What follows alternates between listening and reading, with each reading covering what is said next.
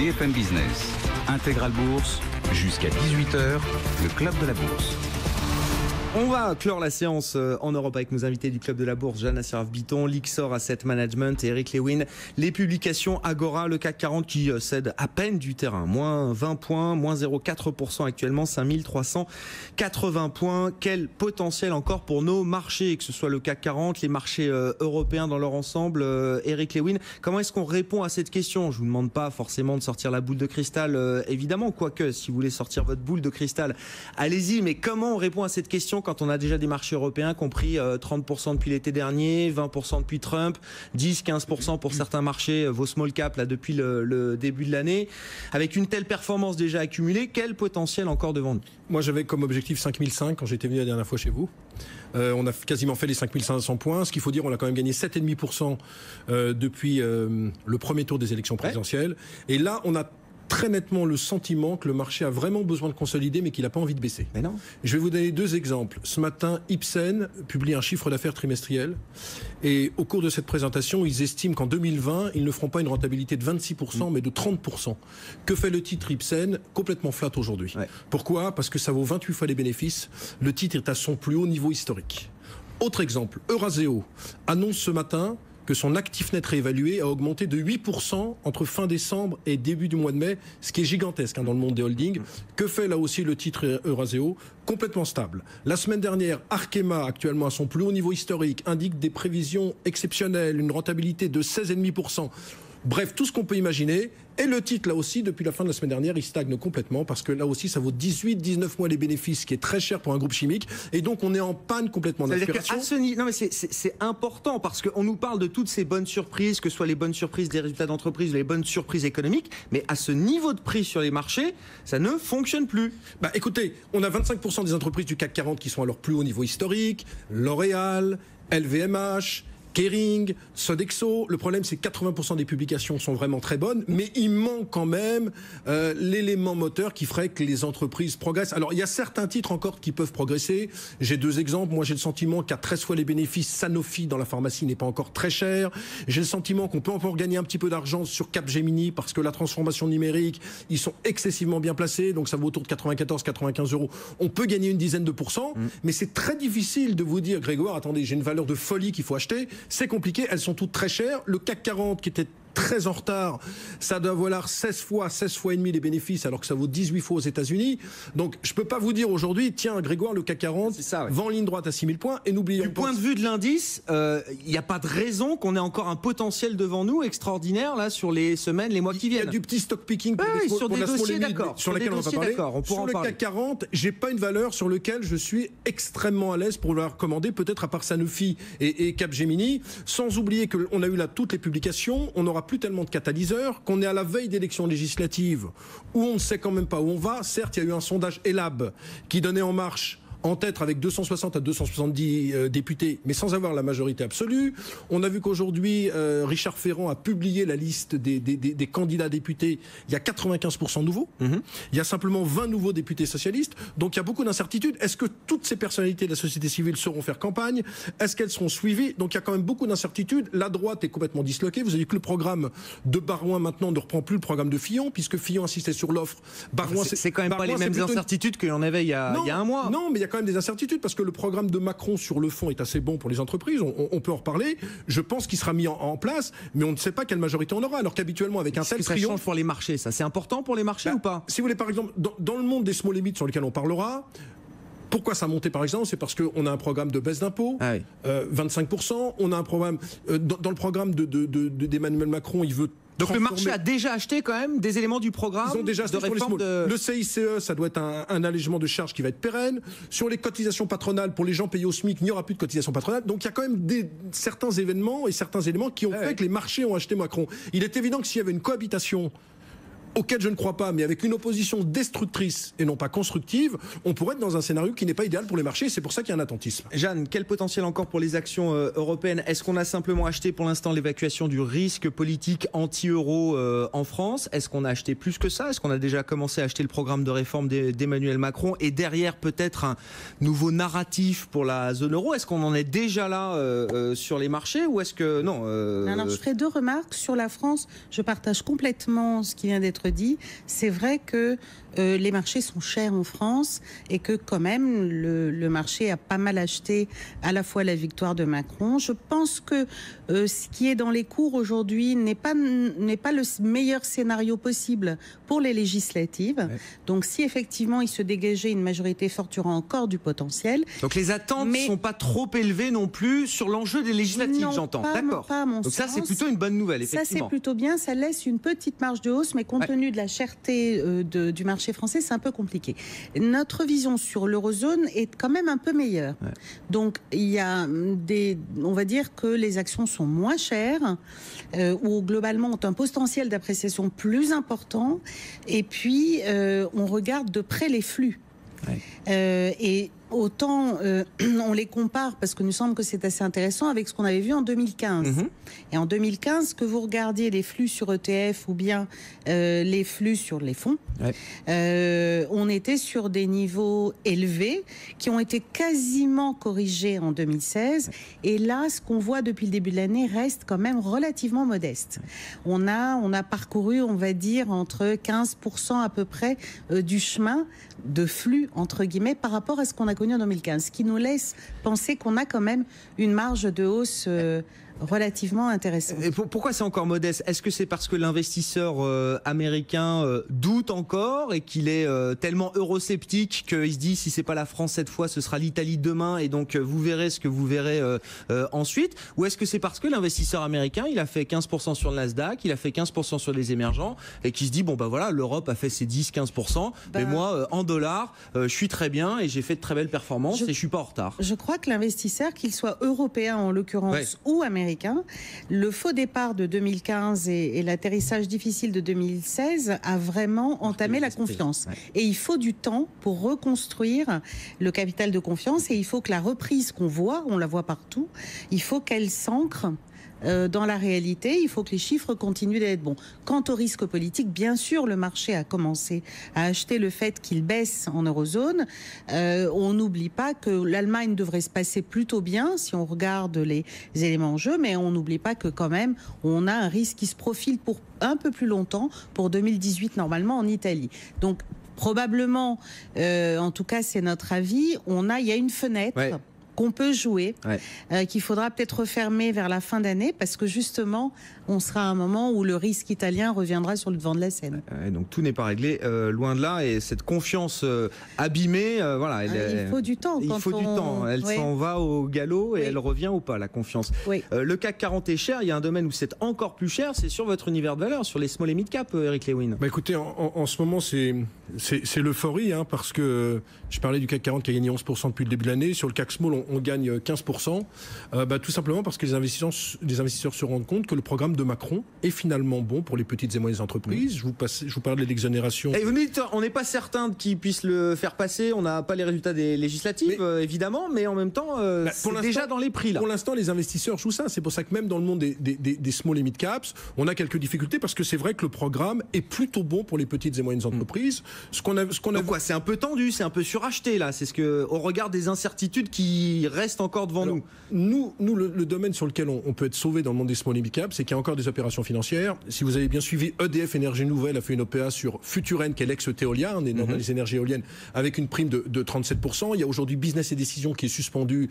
Certains attendent également une opération financière. Et puis il y a des IPO qui reviennent. Des introductions en bourse. Des introductions. Mais c'est vrai que quand on regarde le monde des small et mid caps, il n'y a pas énormément d'opportunités. Dans le secteur informatique, c'est assez cher. Il y a des très beaux dossiers. Dans l'Internet, c'est assez cher. Il y a peu d'opportunités. Mais c'est vrai qu'on sent qu'il y a un courant acheteur. On sent qu'il y a des flux qui reviennent pour jouer le programme Macron. Alors c'est bien évident que si le programme Macron n'est pas mis en place, on pourra avoir quelques désagréments. C'est vrai que ça commence à être cher du côté des small et mid, mais c'est vrai qu'on sent un afflux de capitaux quand même qui vient. Bon, et cet intérêt, vous l'avez dit, il provoque alors les opérations financières, les opères, mais les introductions en bourse, on en a vu encore très peu quand même depuis le début de l'année, Eric. Oui, mais là ça s'accélère. Là ça s'accélère. IPO de Prodways, impression 3D de Gorgé. On devrait avoir dans les minutes qui viennent les résultats, mais ça devrait être... De toute façon, en une journée, ils avaient déjà tout sursouscrit. Donc ça devrait être un énorme succès. On va avoir Valbiotis, une réunion mardi prochain, qui est une biopharma dans le traitement du diabète. Et j'ai regardé aussi Balio. Alors Balio, c'est un nouvel arrivant, la robotisation des chariots de manutention.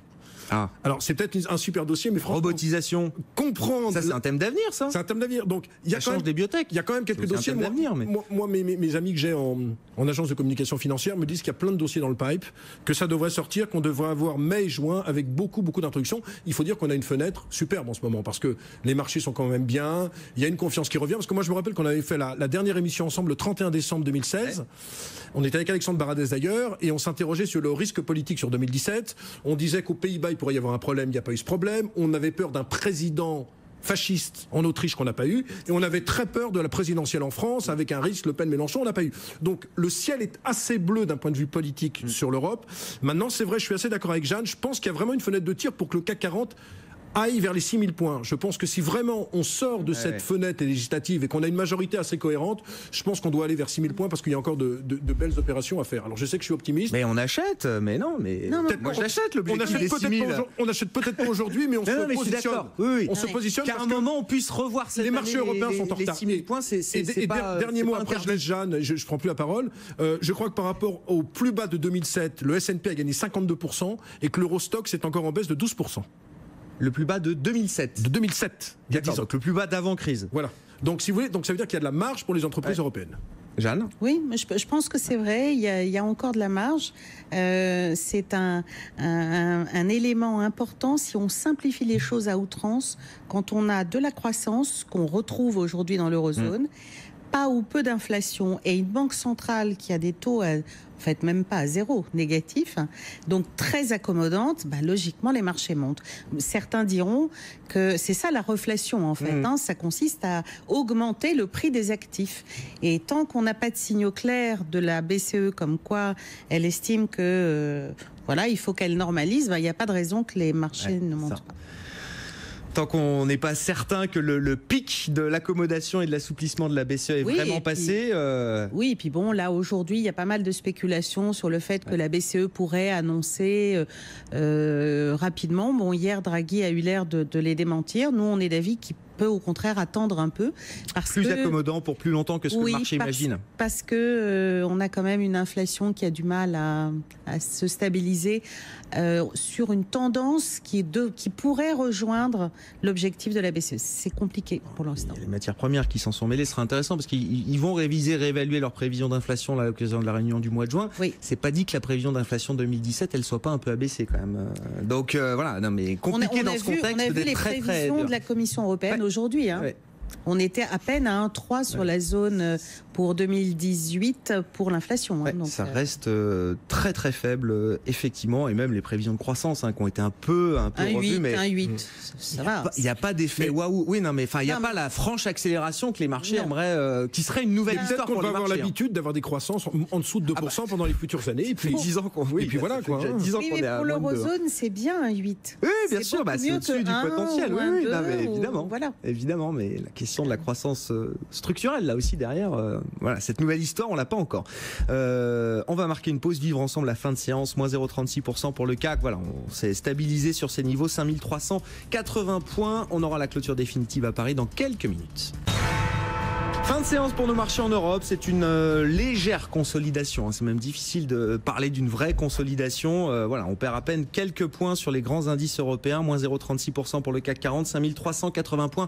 En attendant la clôture définitive, on est en plateau avec nos invités, Jeanne Asseraf-Biton, responsable de la recherche Cross Asset de Lyxor Asset Management, Eric Lewin, en charge des actions aux publications Agora, et Alexandre Baradez, qu'on retrouve en duplex, analyste chez IG à Paris. Alexandre, effectivement, c'est même difficile de parler de consolidation pour l'instant. On a l'impression des marchés qui sont quand même très très plats, très très calmes.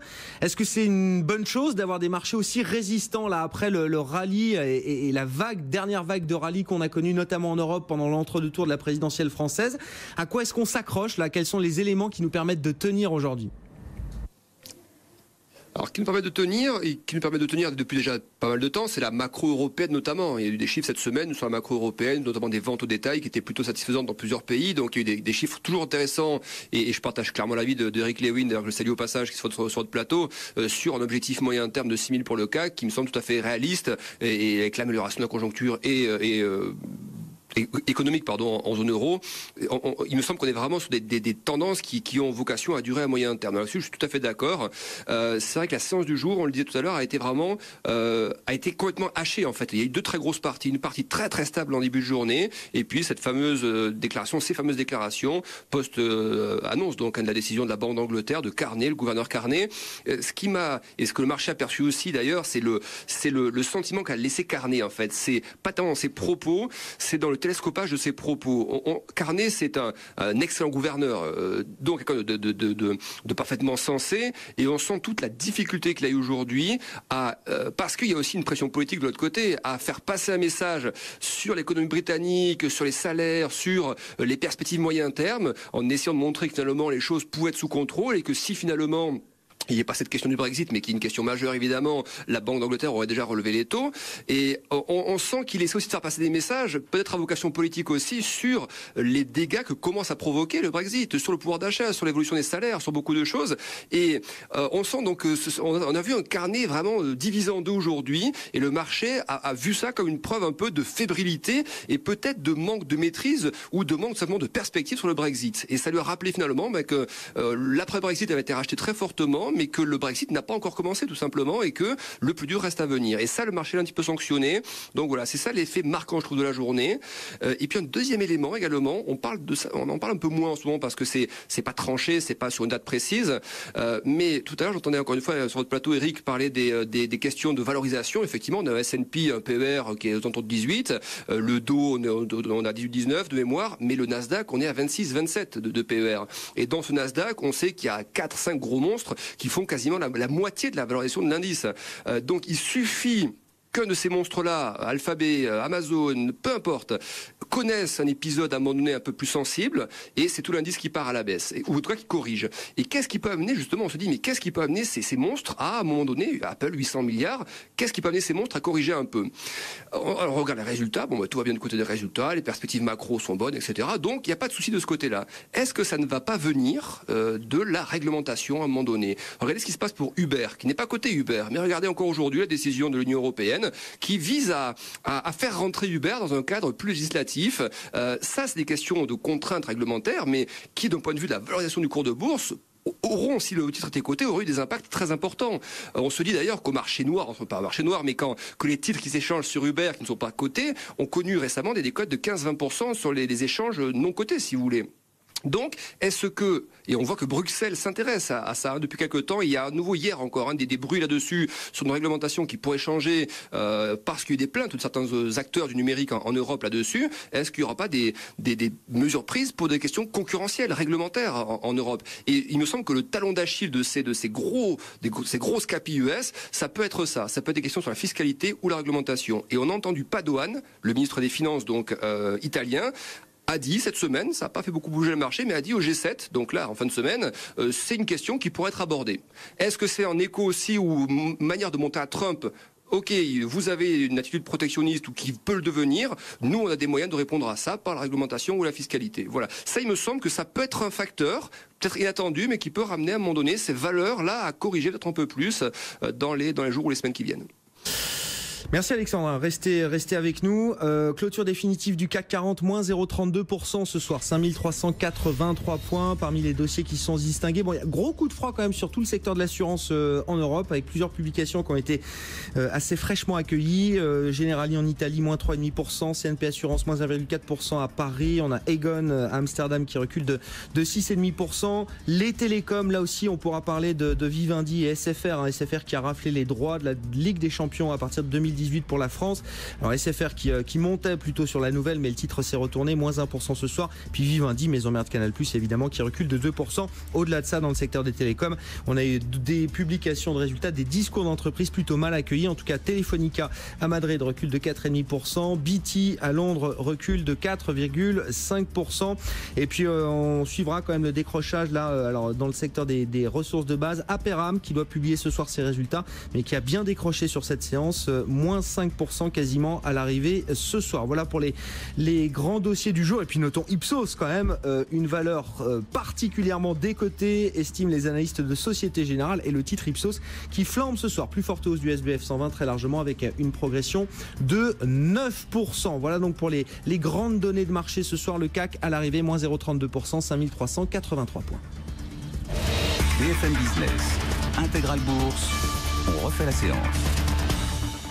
Des marchés donc qui terminent en baisse ce soir avec nos invités, Jeanne Asseraf-Biton, responsable de la recherche Cross Asset de Lyxor AM, Eric Lewin, en charge des actions, publication Agora. Quelques mots peut-être sur l'actualité des entreprises au cours de cette séance. Alors l'assurance, les télécoms également, avec le dossier des droits de la Ligue des Champions, racheté par SFR, filiale d'Altis, actionnaire de référence du groupe Next Radio, donc maison mère de BFM Business, je précise tout ça, et Vivendi, maison mère de Canal+, qui a été quand même assez sanctionné, moins 2% là sur cette annonce.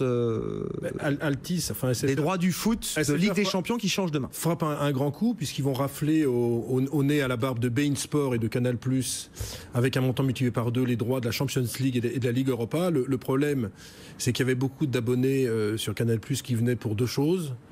La pornographie, qui est maintenant... Il y en a encore ? Il y en a, je sais pas, mais je sais pas, moi non. Les gens vont plutôt sur les réseaux et puis surtout le football. Et puis surtout le football. Et là, on a l'impression qu'il y a déjà sans plaisanter, une baisse de la base des abonnés. On a l'impression que ça, c'est un sérieux coup dur. Ouais. Parce que même si Canal+ n'avait que le match phare. C'était quoi ? C'était le dernier filet de sécurité. C'était le dernier filet. Non, il leur reste un petit peu le championnat de France. Mais enfin, le championnat de France, à part la rivalité, je suis pas un grand spécialiste, PSG Monaco, il n'y a pas grand-chose. Donc c'est un coup dur. Je suis assez étonné que Vivendi ne perdent que 2% aujourd'hui. Vivendi, qui je crois avait touché hier son plus haut niveau de l'année. Ouais. Je suis assez étonné, j'aurais pensé que la sanction... le marché attend une riposte de la part de Canal+. Mais là s'il y a une riposte, il ne faudrait pas non plus qu'ils se servent de leur trésor de guerre et qui dégradent leur situation financière. Ouais. Donc attention quand même sur ce dossier. Bon, il y a une discipline financière d'un côté, et puis et puis quand même une érosion stratégie de l'autre. Voilà, stratégie des contenus. Non, où c'est compliqué, mais c'est pour beIN Sport. Moi, je pense qu'avec un tel coup de semonce, je suis pas sûr que beIN Sport, mais ça, c'est un point de vue personnel, continue à rester en France. Je pense qu'il y a beaucoup d'interrogations au sein de beIN Sport sur le fait de rester ou ne pas rester, parce que eux, le foot, c'était vraiment la vache à lait, et s'ils perdent tous les matchs de la Champions League, ça va être très compliqué pour eux, mais bon, c'est un autre débat. Bon, assure en tout cas, mais voilà, cette stratégie effectivement des contenus, et SFR effectivement là qui a raflé ces droits de la Ligue des Champions, c'est quand même une grosse prise. Alors que Vivendi publie ce soir ses résultats, on aura les arbitrages demain, on suivra ça effectivement. Vivendi qui signe une des plus fortes baisses du CAC, moins 2% quasiment, et puis Safran Notolin, moins 2% également ce soir. Safran avec son moteur LEAP qui a connu quelques problèmes sur le 737 MAX de Boeing, qui a été obligé de geler les essais. Alors, il ne s'agit pas d'un défaut de design, de conception, mais des problèmes de qualité de production, précisait l'un des directeurs de Safran, la partie SNECMA, donc la partie moteur. Safran qui précise que Airbus, qui utilise aussi ces nouveaux moteurs LEAP sur ses appareils, n'était pas concerné. Donc, Safran qui signe ce soir la plus forte baisse du CAC 40. Jeanne, on parlait du Brexit. Il y avait cette réunion de la Banque d'Angleterre. Alexandre Baradez l'évoquait tout à l'heure. Ils en sont où au Royaume-Uni aujourd'hui ? Parce que évidemment, on a tous été pris un peu à revers après le Brexit. Il y a eu notamment une espèce de vague de consommation que personne n'avait vu venir. Et puis les choses sont en train de revenir, de devenir un peu plus difficiles pour le consommateur britannique. Il y a la question de l'inflation évidemment induite par la forte chute de la devise, mais en même temps le sterling depuis quelque temps est en train de remonter. Depuis que Theresa May a annoncé des élections générales, on a plutôt un sterling qui se réapprécie face au dollar, face à l'euro. Dans quelle situation, quelle équation il se trouve aujourd'hui là ? Moi, j'ai l'impression que, en tout cas, si je regarde ce que les marchés ont fait, les marchés ont salué l'impact de la dépréciation de la livre sterling sur les actions. C'est quasiment un temps pour temps. Pour autant, sans escompter aucune des difficultés que le Brexit va poser, et en particulier celles qu'on voit arriver, qui sont que la consommation finit par être entamée par la perte de pouvoir d'achat parce que l'inflation remonte. Et Carnet l'a bien expliqué aujourd'hui, il craint une érosion du pouvoir d'achat qui se profile. Ils n'ont pas révisé beaucoup les perspectives d'inflation, en tout cas pas autant que ce que certains escomptaient, Mais voilà, les choses ne seront pas toutes roses. Nous avons choisi depuis un moment déjà de sous-pondérer les actions anglaises et nous préférons, et nous avons mis une surpondération sur l'Irlande. Ouais. Et qui commence pour jouer quoi, le transfert d'activité Bien sûr, oui. Donc pour jouer de façon positive les impacts, puisque le Brexit peut avoir des impacts positifs sur l'Irlande. De fait, c'est un pari qui marche plutôt bien. Très intéressant. Depuis quelques temps. Oui. Bon. Donc pas très simple. Alors, ils sont, à mon sens, les problèmes sont devant. Ouais, c'est ça. Pas derrière. Non, et une position de politique monétaire qui est très très compliquée quand même. En même temps, jusqu'où est-ce qu'ils peuvent tolérer cette inflation en même temps si l'économie commence à ramollir? Enfin voilà, ils ont toujours ce mandat un peu dual. Écoutez, aussi. Ils ont eu un effet que peut-être ils n'attendaient pas, c'est que les taux longs ont beaucoup baissé aussi. Donc ça redonne une bouffée d'oxygène. Mais à mon sens, ils sont très loin d'être prêts à remonter les taux pour lutter contre l'inflation. Très loin. En plus, rappelons-nous que, à moins d'avoir une hausse généralisée des prix, on parle, et c'est pas le cas en Angleterre, si on est dans un cas de choc relatif des prix, c'est pas forcément inflationniste. Vous vous rappelez le débat qu'il y avait avant la crise. Il faut qu'il y ait les salaires. Or, les effets de second tour. Oui, or en fait, Carnet nous dit peu de chances que les salaires augmentent autant. Et c'est pour ça que le pouvoir d'achat va être impacté. Amputé. Voilà. Et du coup, on n'est pas forcément dans un phénomène inflationniste au sens traditionnel. La livre sterling là, qui a quand même baissé sur cette séance, on était revenu quasiment à 1,30 $, 1,2880 pour un sterling cet après-midi. Et le marché britannique, vous l'expliquez très bien, effectivement, quand la livre sterling baisse, les actions ont plutôt tendance à progresser pour compenser l'effet de la devise, les exportateurs en profitent. Et au sein du FTSE, le FTSE ce soir termine à l'équilibre, alors que nos marchés en Europe sont en léger retrait. Alexandre Baradez, juste un mot encore avec vous, analyste chez IG, parce qu'on suit le pétrole. Le rebond a commencé hier.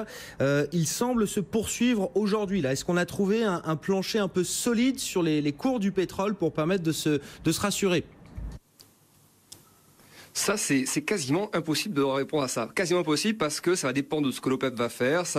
Je vous répondrai en vous disant, pour moi, le prix moyen du pétrole, par rapport à la fois des éléments techniques, des éléments d'appréciation, de demande, de reprise de l'économie mondiale, etc.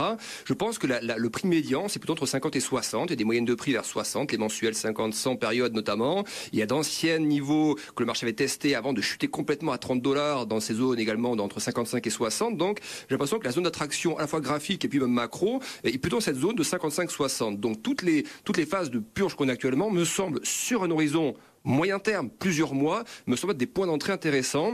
Et plus globalement, les matières premières, qui me semblent être sur des phases un petit peu d'excès baissier, me semblent être des zones ou un secteur à racheter. À très court terme, en revanche, pour l'instant, on voit que ce retour à 48-50 correspond à un test d'anciennes zones techniques, des supports qui ont cassé et qui ont entraîné cette phase de baisse par les $44. On récupère maintenant, il y a même testé un petit peu ces anciens supports comme résistance. Donc, c'est une phase de test. Alors, soit le test échoue, et si on retombe à 46, là, effectivement, je dirais prudence, ça va retomber à 44, voire $42. Pour moi, pour avoir un signal, si vous voulez, plus consistant, exploitable, pour un investisseur plus court terme, c'est attendre que ça remonte vers les 52. Alors, je sais, ça fait un petit palier à franchir, mais il faudra s'affranchir des moyennes de prix des livres et revenir vers les résistances touchées il y a plusieurs mois. Voilà, $52, là oui, je pense, une bonne zone d'entrée plus court terme pour aller viser 55 et $60 ensuite. Pour l'instant, c'est une zone trop technique et surtout dans un environnement trop variable pour faire une prévision à très très court terme. Donc voilà, pas d'avis plus particulier. Et juste une petite précision, si vous le permettez, sur les propos de votre invité en plateau, votre deuxième invité sur le Brexit. À propos auquel on peut rajouter, les investissements aussi sont à surveiller au Royaume-Uni, parce que le Brexit, on en parle, mais les investissements, et même Carnet l'a dit dans sa intervention, il n'y a pas de boom des investissements, et c'est plutôt l'inverse. Vous regardez les investissements trimestriels, c'est plutôt sur une tendance de baisse pour l'instant. Donc il y a cette question, et ça c'est le nerf de la guerre, comme pour toutes les économies. Si les investissements commencent à fléchir par manque de visibilité, les effets, ils vont être ceux-là, et ils vont être ressentis à plus moyen terme. Mais le plus dangereux, c'est clairement la question des investissements au Royaume-Uni. Merci beaucoup Alexandre, merci de nous avoir accompagnés pour cette fin de séance. Jeanne Asserve-Biton, vous vouliez dire un mot sur les cours du brut, du pétrole? Oui, parce qu'il nous semble que on a deux choses qui ont surpris. Enfin, ce qui vient d'être évoqué, c'était la position qu'on avait qui était assez consensuelle en début d'année. Et en fait, il y a Une chose qui a beaucoup surpris, c'est la capacité des Américains à remonter en production d'une façon extrêmement importante. Aujourd'hui, il faut réaliser que l'agence d'énergie américaine prévoit que les États-Unis vont être à plus de 10 millions de barils jour fin 2018. Donc ils remontent leur production très vite, plus vite que la réduction de production du côté de l'OPEP. Alors, toute la question est là, et la question, elle est doublement là. D'abord parce que la Libye est susceptible maintenant de remonter en production. On a regardé par rapport à ses plus hauts, il y a 1 million de barils à regagner. Et puis parce que il va falloir de la part de l'OPEP une détermination très importante pour tenir les prix aux alentours des $55 sur lequel on avait l'air à peu près installé. Or, on a un peu regardé ce qui s'est passé au niveau des émissions de dette. Vous savez qu'on a eu les émissions de dette de pas mal de pays de l'OPEP, et récemment, mi-avril, on a eu l'émission de dette d'Aramco. Ouais. Et c'est intéressant de voir que c'est après que les prix commencent à lâcher. Parce que je pense qu'il faut une vraie détermination. La prochaine échéance, c'est 2018. La mise en bourse. Et là, c'est la mise en bourse d'Aramco.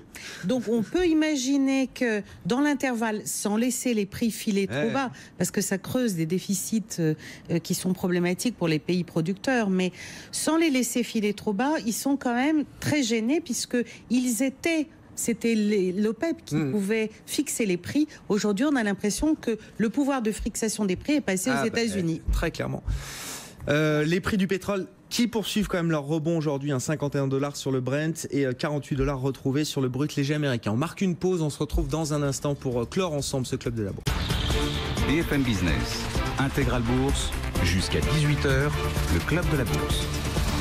Quelques minutes encore en compagnie de nos invités ce soir. Jeanne Asséraf-Biton, responsable de la recherche Cross Asset de Lyxor Asset Management. Eric Lewin, en charge des actions aux publications Agora, alors que plusieurs groupes sont en train de publier leurs résultats après la clôture des marchés en Europe. Je vous rappelle, le CAC 40 ce soir, moins 0,32%, 5383 points. On parlait il y a quelques minutes avec vous, Eric, de cette bataille pour les contenus. SFR qui rafle les droits de la Champions League à partir de l'an prochain en France. Vivendi qui était sanctionné en bourse aujourd'hui. Vivendi qui publie ses résultats ce soir et qui à l'instant annonce ce fameux rapprochement avec Havas dont tout le monde parle depuis longtemps. C'est un vieux serpent de mer à la bourse de Paris. Alors il s'agit d'une offre indicative qui a été faite par le groupe Vivendi à Vincent Bolloré, l'actionnaire principal de Vivendi, mais qui détient lui 60% d'Havas, offre indicative, alors qui reflète une prime assez faible, d'à peine de moins de 10% par rapport au cours de bourse du 10 mai, puisque l'offre indicative se fonde sur un prix de 9,25 € par titre Havas pour racheter donc les 60% de la participation de Vincent Bolloré dans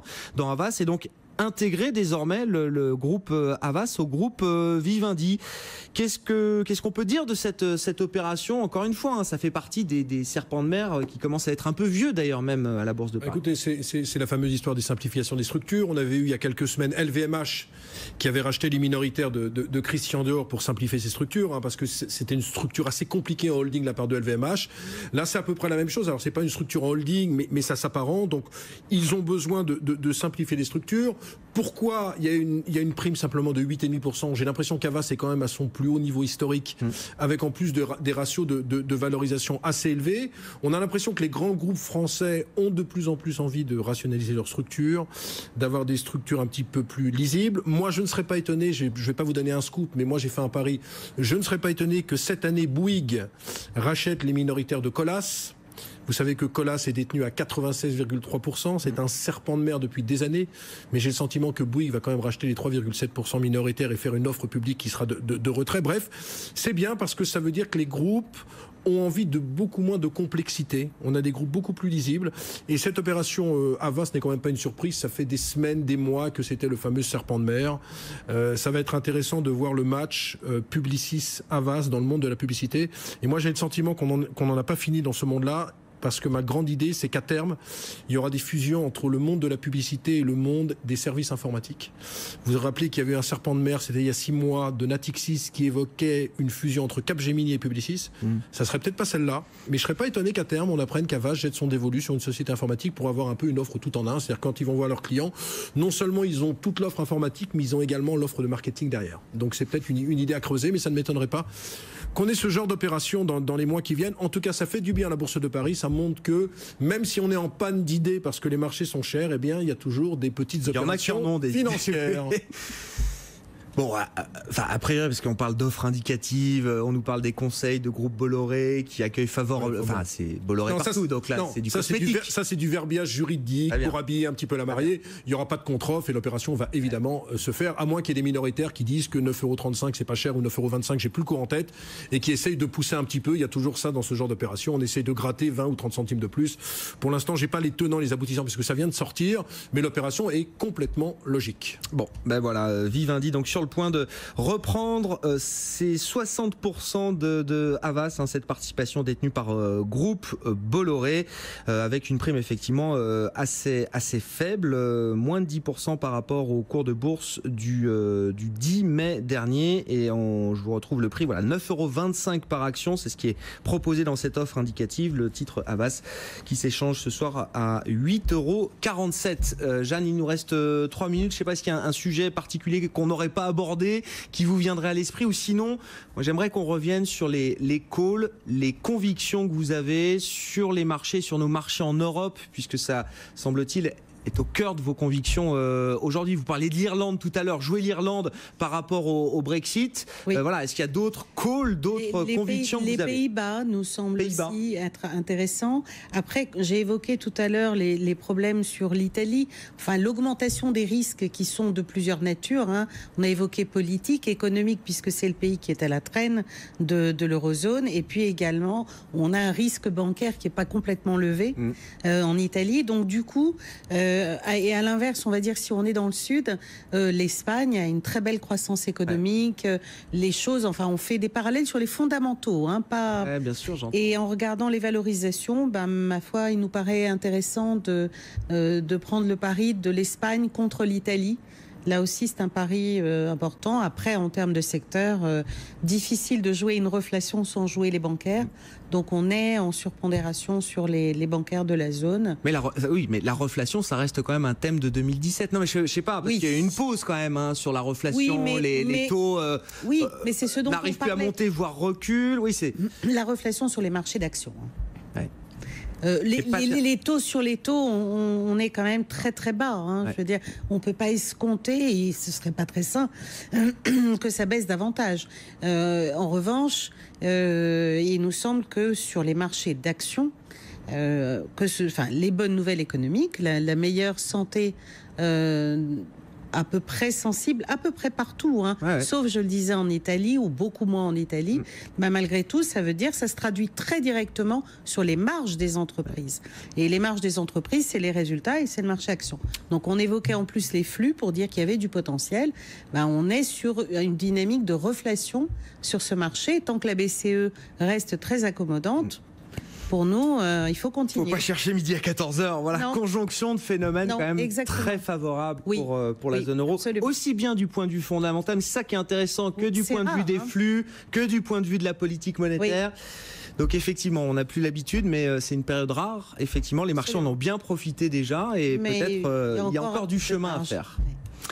Merci beaucoup, merci à vous deux d'avoir été avec nous pendant cette heure. Jeanne Assaraf-Biton, responsable de la recherche Cross Asset de Lyxor Asset Management, Eric Lewin en charge des actions, publication Agora. Je vous rappelle la clôture du CAC ce soir, moins 0,32%, séance encore assez calme en termes de volume, en termes de mouvement d'indice. Il ne s'est pas passé grand chose. L'euro-dollar 1,0870 et le pétrole qui poursuit son rebond, 51 $ sur le Brent ce soir, 48 $ retrouvés sur le brut léger américain. Bientôt 18h, très bon début de soirée sur BFM Business. On se retrouve demain après-midi dès 15h30 pour Intégral Bourse.